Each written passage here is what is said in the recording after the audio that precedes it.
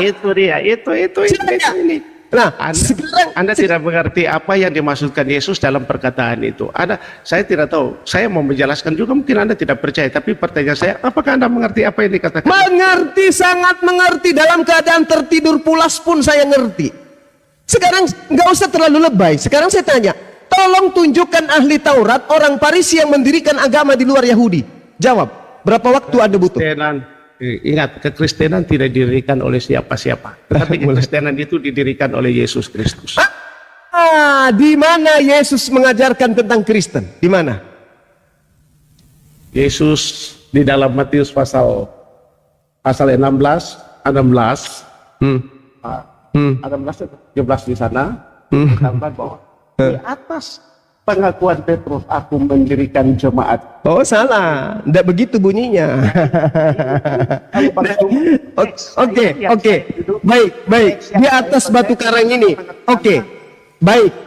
Oke, teman-teman yang lain tenang. Dan kemudian nah, tidak. Ini kan tendensinya begini terus. Apa yang kami katakan sebagai fakta kemudian dinyatakan salah. Anda tidak menjawab. Anda tidak menjawab siapa orang Farisi yang mendirikan agama di luar Yahudi. Anda tidak bisa menjawab. Kenapa? Karena Paulus adalah pelaku tunggal. Itu kan Bang Suma punya pernyataan itu kan tidak bersambung dengan apa yang dikatakan oleh Tuhan Yesus di dalam pada orang-orang Farisi tadi. Suaranya dibesarkan Pak Pendeta, suaranya dibesarkan Pak. Pak Lut dengarkan saya. Please dengarkan saya. Paulus mengatakan di dalam Galatia 2, buka kitab saudara, tak ajarin sekarang. Nah, apologet Islam mengajarkan seorang pendeta. Buka Galatia 2. Ini kan sudah arogan kan. Nah, sabar. Ini fakta Pak. Jangan kabur dulu. Jangan kabur dulu, jangan kabur. Itu Galatia 2 nomor 8. Paulus mengakui bahwa Petrus diutus untuk orang-orang yang bersunat. Sekarang jemaat yang didirikan mula-mula adalah jemaat Petrus. Apakah jemaat Petrus orang-orang bersunat atau orang-orang non bersunat? Jawab.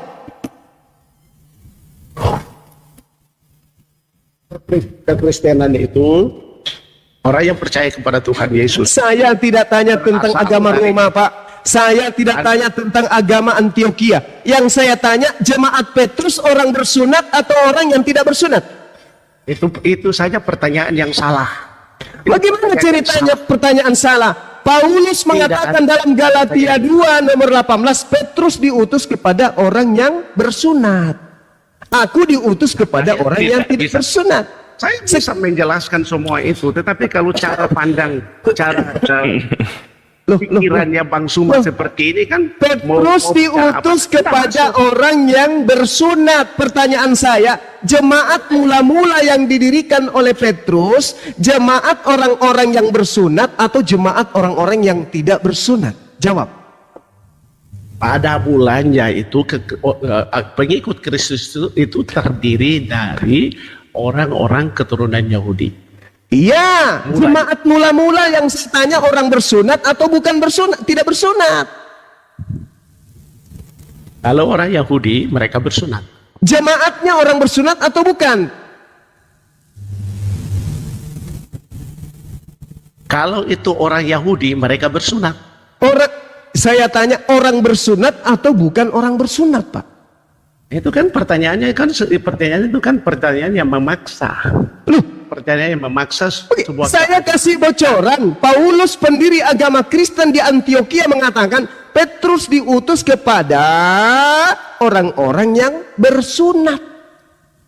Sekarang jemaat mula-mula yang didirikan Petrus di atas batu karang, jemaat bersunat atau jemaat tidak bersunat? Jawab.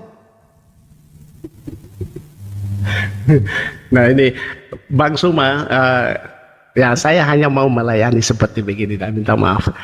Tapi saya lihatin Bang Suma kan sudah tidak concern dengan fakta. Petrus juga bukan hanya melayani orang yang bersunat, dia melayani Cornelius dalam Kisah Para Rasul. Dia memberitakan Injil kepada Cornelius yang berarti Paulus bohong. Iya kan, ini kan framing juga kesimpulan yang yang prematur. Paulus Baca yang mengatakan keseluruhannya. Petrus diutus kepada Teman-teman, orang yang bersunat. teman-teman, saya beritahu dulu. Kami itu membaca Alkitab dan memperhatikan semua. Tidak kutipan ayat begini dan kemudian Iya, tapi kan muatannya ada perpuluhan, Pak. Dibandingkan saya, bukan agama saya, bukan kitab saya, tidak ada perpuluhan. Saya lebih pasti ikhlas belajar. Tidak ada tendensi rupiah. Jadi saya jujur mengatakan itu. Anda ada tendensi, Anda keseleo saja, Anda keseleo, jemaat Anda bisa kabur, perpuluhan yang hilang. menilai hati kita itu. Oh Pak, Andalah yang kemudian menilai hati Anda ketika saya tanya, apakah Petrus mendirikan jemaat itu mula-mula adalah orang bersunat atau bukan orang bersunat? Hati Anda yang menilai. Anda yang akan menilai bahwa Anda munafik di sini. Kenapa? Paulus mengatakan di dalam, dengar, Paulus mengatakan di dalam Galatia 2 nomor 14. Petrus ditegur pada saat itu. Malah Paulus mengatakan, orang-orang yang makan bersama dengan orang yang tidak bersunat, itu adalah satu kenajisan. Maka Paulus mengatakan, orang-orang yang tidak bersunat adalah orang yang hidup secara kafir. Pertanyaan saya, apakah jemaat Petrus adalah jemaat kafir? Jawab. Apa yang disebutkan di dalam kitab Galatia itu adalah kondisi, situasi waktu itu. Ya. Justru yang saya tanya kondisi waktu itu, Pak. Galatia 2:14 Paulus mengatakan orang-orang yang hidup, orang-orang yang tidak bersunat. Dengarkan Pak, itu kitab sunat. Jangan di framing jawaban saya ikut ke Bang Suma, tidak bisa. Ini dalil Anda loh. Dalil Anda loh. Kitab Anda sendiri kok dibantah. Paulus mengatakan orang-orang yang hidup tidak bersunat adalah orang yang hidup secara kafir. Pertanyaan saya, apakah jemaat mula-mula yang didirikan Petrus adalah kumpulan orang kafir? Jawab. Kita tidak mengatakan bahwa semua itu orang kafir.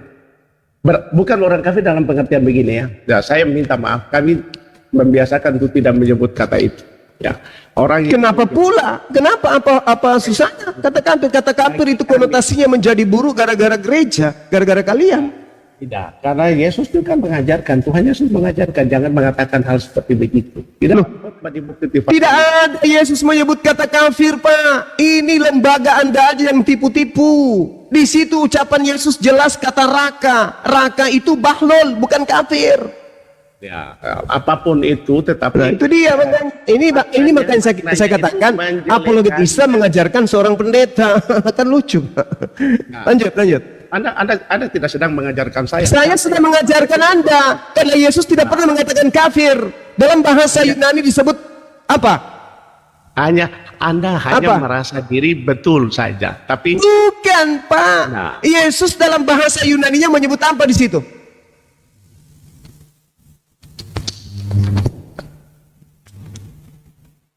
Saya tidak perlu lagi menyebutkan apapun terkait dengan dari awal ini kan sudah tidak punya ilmu berarti.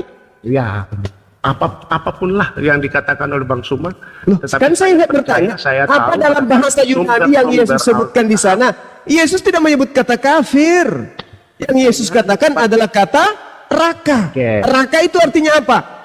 Bahlul. B-O-D-O-H. Apa hubungannya kata itu dengan kata kafir? Ya. Nggak ada. Jadi kami begini ya, Bang Suma. Silakan.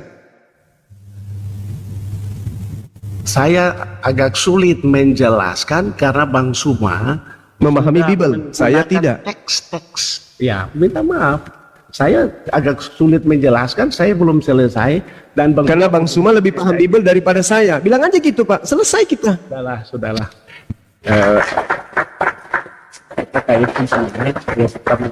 Yang lebih pintar dari orang lain.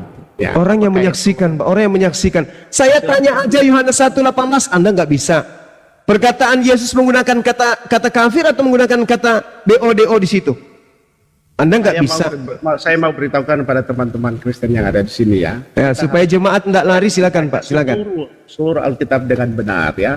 Dan cara-cara kalau saya sebenarnya terbuka sekali untuk berdiskusi, tapi Bang Suma tidak menerima sesuatu dan kemudian menyerang dan memaksakan apa yang Bang Suma percaya dari bacaan yang sama. Ingat, kata yang sama, teks yang sama, kemudian kita dengan pendekatan yang berbeda, dengan tidak melihat aspek-aspek lain dan kemudian membuat kesimpulan dan kita merasa kita menganggap itu benar, itu bisa saja bisa dilakukan oleh semua orang. Tetapi kami tetap menjaga sehatnya doktrin dan pengajaran seluruh Alkitab, bukan cuma satu bagian. Kutipan tadi menyangkut dengan Paulus, dengan Petrus, Yesus yang mengatakan orang Farisi dan orang Saduki melakukan proselit itu, menyahudikan orang-orang yang bukan Yahudi, tapi membuat 2 kali lebih jahat. Dan kami tahu itu. Siapa orang Farisinya Pak yang mendirikan agama di luar Yahudi? Anda tahu? Itu pertanyaan yang salah karena dia tidak mendirikan agama. Loh, coba Anda coba Pak Pendeta yang baca. Saya bilang tuh, sebentar dulu. Coba Pak Pendeta yang baca, saya diam. Setelah ini saya diam. Bapak baca Matius 23 nomor 15. Saya diam, silakan. Baca Matius 23 nomor 15, saya diam. Mulai dari sekarang, silakan Pak. Substansinya kan sama kan tadi. Nah, tapi kan Bang Suma kan bertanya tentang Paulus. Ya, ini Pak Pendeta nggak baca, kenapa Anda nggak baca? Malu kan? Kan saya malu. Ya sudah, kalau gitu baca, silakan Pak. Saya tidak malu, tapi saya mau memberitahukan bahwa teks-teks itu tidak berdiri sendiri dan tidak boleh. Saya paham Pak. Itu. Boleh nggak waktunya sedikit Pak kita bahas Matius 23 satu perikop, bisa nggak Pak? Satu perikop kita bahas Matius 23, bisa nggak? Sampai data nomor 36-nya bisa nggak Pak? Kalau Bapak ada waktu kita bahas. Kalau Anda mengatakan saya hanya mencomot satu data, mari kita bahas Matius 23 sampai data nomor 36 supaya Bapak tahu bahwa penyesat itu dari Farisi seangkatan dengan Yesus. Kan pertanyaan saya sederhana, siapa orang Farisi yang meninggalkan Israel sampai kepada Kiliki, sampai kepada Antioquia, sampai kepada Efesus, mengajarkan tentang hal yang berbeda dengan ajaran Yesus? Siapa orang Farisi yang mendirikan agama di luar Yahudi? Ini kan pertanyaan yang salah. Dalam kekristenan itu pertanyaan yang salah. Memang dalam kekristenan jelas itu salah Bapak. Dalam Kristen tetap salah. Sekarang saya tanya, siapa orang Yahudi, ahli Taurat, orang Farisi yang menyeberangi lautan, menjelajahi daratan, mentobatkan orang masuk menjadi pengikutnya menjadi orang neraka, dan 2 kali lebih jahat daripada Farisi tersebut? Siapa oknum ini? Bantu saya untuk menemukan itu. Silakan. Ya, saya mau membetulkan pertanyaan, mau menjelaskan apa yang ada yang Bang Suma tanya. Oke, pertanyaan itu kan pertanyaan yang salah. Oke, tentu dengan Anda membaca dalilnya. Silakan Anda baca Matius 23 nomor 15. Silakan. Betul, kalau mengacu kepada teks itu memang betul bahwa Paulus juga masuk di dalam kelompok Farisi dan dia kelompok Farisi. Selain Paulus, Anda sudah mengakui. Sekarang selain Paulus yang menjelajahi daratan, menyeberangi lautan, mendirikan sebuah agama di luar Yahudi, itu siapa lagi? Mendirikan agama di luar Yahudi. Nah, ini kan pertanyaan yang salah itu. Loh, memang Kristen itu agama di dalam Yahudi, agama Kristen itu Pak? Dia tidak mendirikan agama. Yang mendirikan Yesus itu datang dan mendirikan gerejanya. Oke, kalau begitu tolong bacakan Matius 23 nomor 15. Silakan, saya diam. Anda yang membaca, bukan saya. Kalau saya membaca, saya menjelaskan, Anda mengatakan pertanyaan saya salah. Sekarang Anda yang baca. Anda yang menjelaskan, Anda yang membaca, silakan Anda tafsirkan sekuat mungkin. Silakan.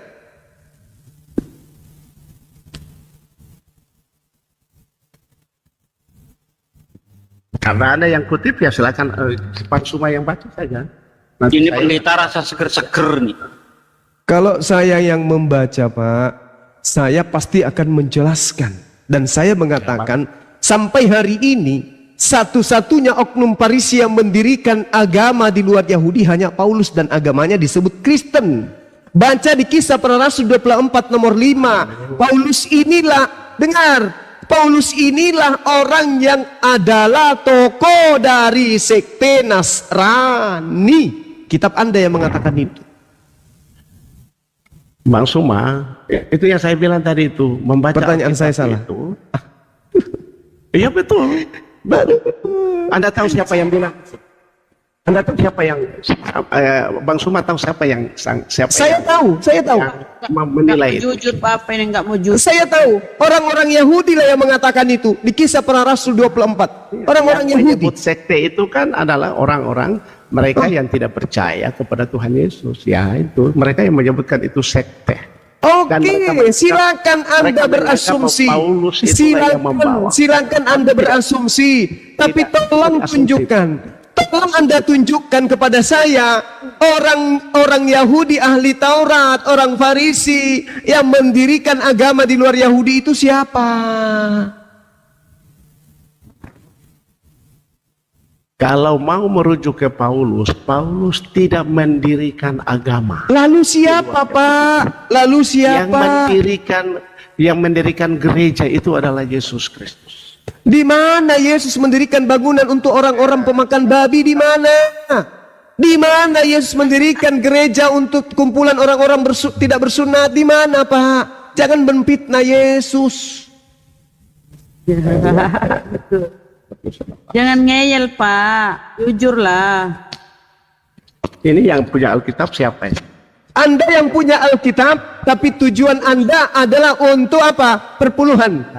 Bukan saya yang punya Bible. Framing. Tapi saya lebih paham Bible daripada Anda. Kita uji dari tadi udah hampir lebih sejam. Apa yang bisa Anda lakukan di sini? Membaca Matius 23:15 aja Anda nggak bisa. Lalu? Ya, silakan. Anda otak-atik itu kitabnya Romawi, silakan. Kata itu saja kan sudah tidak benar. Emang ada kitabnya Yahudi bernama Roma? Efesus, Filipi ada. Ada orang Yahudi di sinagoge menyimpan buku-buku itu. Pernyataan semua itu mau Pak, tempat ibadahnya orang Yahudi namanya sinagoge. Ada di dalam sinagoge kitab-kitab Anda. Surah Paulus, Lukas, Matius. Sebentar Bang Suma, saya baca dulu Bang Suma. Ya, silakan. Matius 23:15. Matius 16. Matius 16. Karena kan tadi kan kita sedang berdiskusi Matius 23 nomor 15, Pak. Anda baca. Matius 16. Pertanyaan saya, siapa yang mendirikan agama? No. Saya mau menyanggah pernyataan Bapak satu-satu ya. Pernyataan Bang Suma tentang Paulus yang mendirikan agama di luar Yahudi. Oh, jelas. Saya mau jelas itu. Nanti akan kita tampilkan dulu dong. Oke, silakan Pak. Sebentar saya harus charge dulu, jangan sampai putus tengah jalan dan Bang Suma akan saya lari lagi. Enggak perlu, karena memang semua Kristen ketika berdebat sama saya permisi baik-baik, Pak. Enggak ada yang lari. Kalau saya mundur itu karena sudah jauh malam, kita harus kerja besok. Iya, kita maklumi kok, kita maklumi. Silakan. Pengakuan Petrus setelah pasal 16 ayat 13, setelah Yesus tiba di daerah Kaisarea Filipi, ia bertanya kepada murid-muridnya, kata orang, siapakah anak manusia itu? Jawab mereka, ada yang mengatakan Yohanes Pembaptis, ada juga yang mengatakan Elia, dan ada pula yang mengatakan Yeremia atau salah seorang daripada nabi. Lalu Yesus bertanya kepada mereka, tetapi apa katamu? Siapakah aku ini? Maka jawab Simon Petrus, engkau adalah Mesias, anak Allah yang hidup. Kata Yesus kepadanya, berbahagialah engkau Simon bin Yunus, sebab bukan manusia yang menyatakannya itu kepadamu, melainkan Bapakku yang di surga. Dan aku pun berkata, ini poin saya, ayat 18. Dan aku pun berkata kepadamu, engkau adalah Petrus, dan di atas batu karang ini aku akan mendirikan jemaatku, dan alam maut tidak akan menguasai. Gereja, jemaat, kata eklesia ini digunakan di sini. Kahal dalam perjanjian lama. Ini apa? Dari Paulus. Ini jemaat ini apa? Ini apa ini jemaat? Ini jemaat apa ini? Jemaat ini kan jemaat yang percaya kepada Tuhan Yesus. Nah, orang yang percaya kepada Tuhan Yesus itu disebut dengan Oke. Sebenarnya Pak, sebenarnya dari tadi ini kita sudah selesai. Petrus ini mendirikan jemaat Petrus ini orang bersunat atau orang yang tidak bersunat. Kan sudah selesai tadi. Di dalam pengakuan Paulus, Galatia 1:16, Galatia 1:17, Paulus mengatakan, aku diutus kepada non-Yahudi. Petrus diutus untuk Yahudi. Yahudi bersunat atau tidak? Yahudi ya betul. Bersunat, berarti jemaat Petrus adalah orang Yahudi. Ya itu kesimpulan yang prematur. Lalu Yehezkiel 4:4 nomor 9, orang-orang yang tidak bersunat haram hukumnya masuk ke dalam jemaat Yahudi. Saya mau arahkan Bang Suma supaya jangan terlalu sesat ini ya. Sesat Loh, kami. Begini dulu dengan loh. Sekali lagi saya katakan kepada saudara, sekali lagi saya katakan kepada saudara. Di dalam Matius 10 nomor 5 nomor 6, Yesus berpesan kepada Petrus, jangan engkau ke bangsa lain. Kira-kira Petrus ke bangsa non-Yahudi enggak? begini. Perintah itu kondisional. Waktu Allahu Akbar. Sebaiknya Anda jadi Tuhan aja, Pak. Karena Anda lebih membantah ajaran Yesus daripada murid-murid Yesus. itu kan framing Bang Suma. Di mana kemudian Petrus diutus untuk non-Yahudi, di mana? Bang Suma, saya belum selesai untuk menjawab pertanyaan. Anda berasumsi. Dengarkan Matius 10 nomor 5 nomor 6. Yesus berpesan kepada Petrus agar jangan ke bangsa lain. Tapi kenapa kok ketika di dalam dalam Kisah Para Rasul pasal 1 itu ayat sebelum ayat 8 itu diminta kepada semua murid sebelum Yesus naik ke surga. Beritakanlah Injil. Engkau akan bersaksi mulai dari Yerusalem, Yudea, Samaria sampai ke ujung. Apa? Ya apa? Karena Bang Suman nggak tahu itu. Bukan di Lukas, bukan Kisah Para Rasul 1 itu, Pak. Aduh, sekolah di mana ini? Ya itu membantah. Coba saya baca dulu. Silakan. Supaya teman-teman Bang Suma jangan terlalu cepat membuat. Dah, silakan Pak. Karena Kayaknya saya Anda ini adalah muridnya Abdon. Silakan. Saya nggak kenal itu Abdon. Ya, mungkin maksud saya pemahamannya tidak bersesuaian dengan Bible itu sendiri. Sama seperti Pak Pendeta. Silakan Pak. Oke. Ayat 1:8. Tetapi kamu akan menerima kuasa kalau Roh Kudus turun ke atas kamu, dan kamu akan menjadi saksi di Yerusalem dan di seluruh Yudea dan Samaria dan sampai ke ujung. Jadi ketika Paulus menjelajahi daerah-daerah itu, dia bukan mendirikan yang baru. Ini adalah kelanjutan karena Paulus sendiri berjumpa dengan dalam sebuah peristiwa yang disaksikan. Maksudnya, jadi kemudian Pauluslah yang melanjutkan itu ke daerah-daerah lain yang di luar Yahudi. Ya Petrus yang memang kemudian tidak bergerak sejauh yang Paulus lakukan. Jadi Paulus tidak sedang memberitakan atau membangun agama yang berbeda dengan Petrus. Tidak. Itu Bang Suma. Jadi ya saya juga apa yang Anda sampaikan ini apa, Pak? Yang Anda sampaikan ini apa? Ya saya sampaikan ini kan apa yang tidak diperhatikan oleh Bang Suma. Jadi itu sebabnya kalau kita maksudnya kita mendapatkan sebuah gambaran yang besar dari sebuah topik. Bapak ini kayak apa yang ya, Anda apa ini? Yang saya mau beritahukan adalah yang tadi kan Bang Suma mengatakan Paulus mendirikan agama. Loh, agama jadi, yang berbeda dengan tenang dulu. Sekarang begini Pak, Agama yang kenapa berbeda Anda kita tidak lihat. berani baca Matius 23? Kenapa? Bang Suma jangan potong dulu, saya mau Nah, mengerti dari tadi Anda bernarasi kisah para Rasul 1 nggak nyambung. dulu. Bang Apa ini? Apa ini isinya? Ini apa ini? Ya, saya mau bertanya. Tetapi kamu menerima kuasa kalau Roh Kudus turun ke kamu, Iya. dan kamu akan menjadi saksiku di Yerusalem. Menjadi saksi. Menjadi saksi apa? Sampai ke ujung tanah itu. Bahasa Yunaninya G. G itu tanah. Menjadi saksi bahwa Yesus itu siapa? Ya, itulah. Ya Kalau Bapak. Bang Suma hanya bongkar bangkir ayat teks Alkitab hanya untuk Bapak yang menarasikan kisah para Rasul 1 nomor 8, saya bantah. Apa yang harus dijadikan saksi? Saksi apa ini mereka? Bersaksi bahwa Yesus itu apa? Kelas pendeta begini. ya, Gimana sih, jangan mempermalukan, jangan begitu. Ini namanya diskusi. Diskusi itu Oke, adalah kita- tolong baca Matius 23 Pak, nomor 15. Ini kan udah gugur ini. Kisah para Rasul 1 nomor 8 tidak ada artinya sama sekali. Nggak bisa dong Bang Suma seperti begitu gugur. Ini menjadi saksi apa Pak? Ini menjadi saksi apa?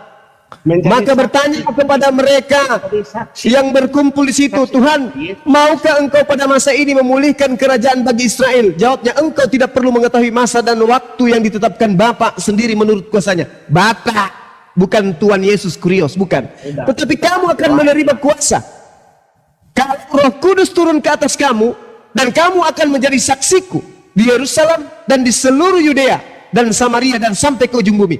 Saksi Yesus itu sebagai apa? Dipersaksikan Yesus sebagai apa? sebagai Tuhan dan Juru Selamat dan untuk Nenekmu kiper. Kiper. Ngarang cerita. Pendeta kok kayak gitu, Pak? Nggak ada. Kristen Nggak ada. Yesus dipersaksikan sebagai Tuhan. dengan Pak. ini Bang Suma. Sebenarnya Bang Suma saya hormati loh. Lah saya juga menghormati Bapak. Bapaklah yang merendahkan dan menghinakan diri Anda dengan mengasumsikan satu pengajaran yang tidak sesuai dengan fakta di Bible. Itu kan kesimpulan Bang Suma. Itu pengajaran Yesus, Pak. Astagfirullahaladzim, ya Allah ya Karim. Mari kita lihat, Apa Pak. yang diberitakan oleh Mari kita lihat. kembali ke Matius 16 tadi. Yesus Kenapa Anda enggak berani membaca Matius 23? Kenapa? mana? Mari kita baca. Silakan. Matius 23 nomor 15. Kita lebih kenal dengan Matius pasal 23 ayat 15. Jangan nipu. Nggak ada ayat dalam bahasa Yunani. Jangan nipu. Matius 23 nomor 15. Jangan nipu. Ayat itu bahasa Quran. Celakalah kamu hai ahli-ahli Taurat dari orang-orang Farisi, hai kamu orang-orang munafik, sebab kamu mengarungi lautan dan menjelajahi daratan untuk mentobatkan satu orang saja menjadi penganut agamamu. Ini agama Yahudi ya. Dan sesudah ia bertobat, kamu menjadikan dia orang neraka yang dua kali lebih jahat daripada kau dari kamu sendiri. Ini Siapa ahli Taurat? Dengarkan. Siapa ahli Taurat dan orang Farisi yang menjelajahi daratan menyeberangi lautan? Siapa? ahli Taurat. Iya, siapa? Paulus setelah dia bertobat. Tidak baca pertobatan Paulus ya? Tidak baca pertobatan Paulus ya? Saya tamat kalau ajaran kitab Anda, Pak. Tamat saya, Pak. Sekarang ketika dengarkan. Oke. Selain Paulus yang Anda katakan bertobat, siapa lagi? Siapa lagi yang celaka selain Paulus? Celaka. Maksud? Kan celaka lah. Kan Yesus mengatakan celaka lah. Kan Anda sudah baca. Mau dia bertobat ya, mau dia bertibit, mau bertobat, yang jelas celaka. Apapun itu. Coba. Bang Suma, Hah? taruhlah itu. Kalau Bang Suma kalau Bang Suma merasa benar, kenapa kata-kata itu keluar seperti itu? Lah, ini untuk menyadarkan saudara, berarti nipu jemaat, Pak. Menyadarkan orang dengan Allah cara Allah, menyerang kuat, itu tidak benar. Saya tidak menyerang. Saya mengatakan mau Paulus bertobat, bertibit, Menyadarkan orang dengan bertobat. merendahkan orang. Waduh, yang Pak. semua apa yang Pak, saya itu tidak. Bapak, pertanyaan saya kan Yesus mengatakan celakalah engkau wahai ahli Taurat. Anda datang mengatakan, ya itu sebelum bertobat. Lalu siapa orang celaka ahli Taurat ini? ahli Taurat yang tidak Siapa? percaya kepada Tuhan. Siapa yang menyeberangi lautan, menjelajahi daratan, mentobatkan orang Roma masuk menjadi pengikut agamanya? Siapa? Setelah dia bertobat, dia bukan orang yang termasuk pada peringatan ini. Lalu siapa? Lalu siapa? Lalu siapa? Ahli Taurat itu kan bukan hanya Iya, lalu siapa dan apa agamanya? agamanya siapa ini? Kan dia menyeberangi lautan, menjelajahi daratan, mentobatkan orang menjadi pengikut agamanya dan menjadi orang neraka. Agama Yahudi yang dikerjakan oleh para ahli Taurat kan pasti. Iya, agama apa itu? Agama Yahudi kan? Agama Yahudi. Lalu yang disebut di dalam Kisah Para Rasul 24 itu siapa? Kisah Rasul 24 Nomor 5 itu siapa?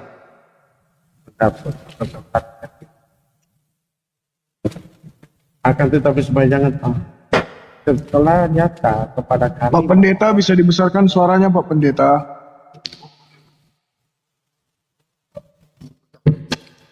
Malu-malu Pak Pendeta udah. Setelah nyata enggak. Ya ini kan kalian tidak tahu keadaan saya di sini kemudian mengatakan malu-malu. Iya, siap. Ini kan Silakan. saya ini headset saya yang kurang bagus begitu.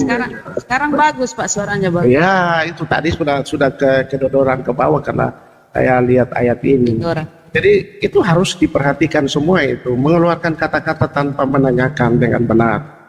Baik, Nah, akhirnya diskusi silakan kita dilanjut, Pak menjadi Pendeta. seperti rebutan apa. Telah nyata kepada kami bahwa orang ini adalah penyakit sampar. Ini adalah orang-orang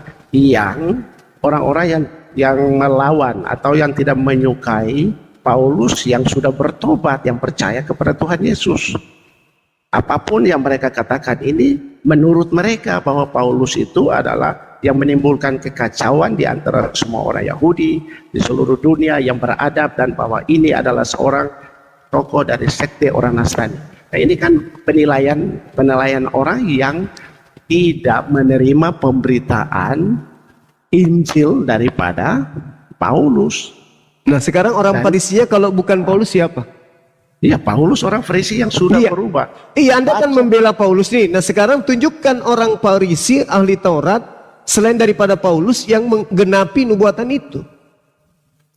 Ya tadi itu yang tidak percaya itu yang diberitahukan oleh Tuhan Yesus tadi di dalam Matius pasal 23 itu. Saya mau kasih tunjuk ayat ini ya. Filipi pasal 3. Saya bang semua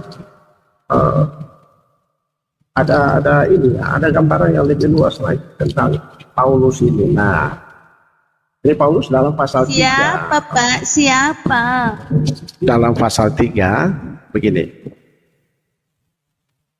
Paulus bicara, saya baca ayat 1 sampai 15. Menuliskan hal ini lagi kepadamu tidaklah berat bagiku dan memberi kepastian kepadamu, hati-hatilah terhadap.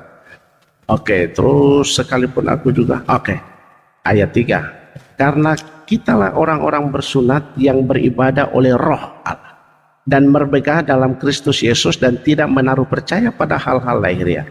Sekalipun aku juga ada alasan untuk menaruh percaya pada hal-hal lahiriah. Jika ada orang lain yang menyangka dapat menaruh percaya pada hal-hal lahiriah, aku lebih lagi. Disunat pada hari ke-8 ini kesaksian Paulus ya. Dari bangsa Israel, dari suku Benyamin, orang Ibrani asli, tentang pendirian terhadap hukum Taurat aku orang Farisi. Tentang kegiatan aku penganiaya jemaat, tentang kebenaran dalam mentaati hukum Taurat aku tidak bercacat. Tetapi apa yang dahulu ya, artinya dia sebelum bertobat merupakan keuntungan bagiku, sekarang kuanggap rugi karena Kristus. Jadi sudah bertransformasi di situ ya.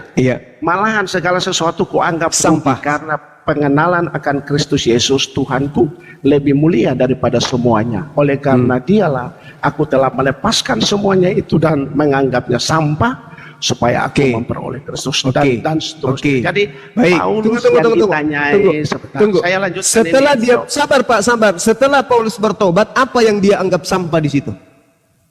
Apa yang dia banggakan sebagai orang Farisi yang apa yang dia anggap sampah di situ setelah Bapak mengatakan dia bertobat? Ya, sampah di sini adalah itu tadi teks di atas kan dia berusaha untuk menegakkan aturan-aturan Hukum Taurat. aturan yang diajarkan Hukum Taurat. oleh hukum Taurat. Tapi hukum berarti- Taurat tidak mengajarkan begitu. Itu Berarti adalah yang tafsir. dianggap sampah oleh Paulus setelah bertobat adalah hukum Taurat. Betul atau betul? Hukum Taurat, tapi hukum Taurat yang dikritik Yesus dalam pasal 23 tadi itu. Ya, Bang Suma dengar dong. Yang dianggap sampah oleh Paulus itu adalah hukum Taurat. Betul atau Iya, tidak? Hukum Taurat yang ditafsirkan 10 hukum itu bukan sampah itu. 10 hukum itu bukan sampah. Paulus mengatakan dalam Efesus 2 nomor 15, dengan matinya Yesus dia telah membatalkan hukum ini Taurat lagi. beserta segala perintah yang ada di dalamnya. Jangan Anda mila-mila, Anda malu dengan pengakuan Tidak, Paulus itu. Bang Suma, saya minta kita bertemu lagi karena besok saya harus ada pimpin rapat dan saya harus bekerja. Saya minta kita ketemu lagi. Teman-teman perhatikan, saya minta ketemu lagi dengan Bang Suma. Oke, oke. Kita tetap ada di sini.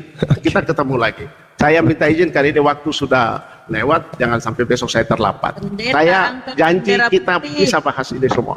Oke. Saya tidak lari, teman-teman perhatikan. Saya Lut Dora tidak lari dari diskusi Bang Suma. Saya minta waktu, nanti kalau ada waktu baik kita bicara supaya lebih ini. Tidak lari, Jadi tapi tidak ada kabur. itu melarikan diri, tidak ada itu kata Iya, melarikan iya. diri, kalah Oke. dan jadi apalah. Jadi teman yang 5,4K ini tolong perhatikan bahwa saya mengundurkan diri karena kepentingan tugas saya besok. Seperti itu. Oke, baik Pak. Ditunggu Langsung, Pak. kedatangannya besok. Iya, oke. Malam. Oke. Ya kalau saya tidak janji besok ya, karena besok jangan sampai ada agenda lain. Saya ingin tetap kita bahas di sini. Terima kasih. Baik Pak Pendeta. Selamat malam. Malam. Tuhan memberkati semua. Ya. Semoga kita sehat. Ya, Kalau bisa silakan. datanya juga Pak ya, datanya dilengkapi dulu, dihafal dulu. Tetap kita Saya minta maaf pada Pak Pendeta kalau ada kata-kata saya yang kurang berkenan. Begitu juga sebaliknya. Sudah dimaafkan.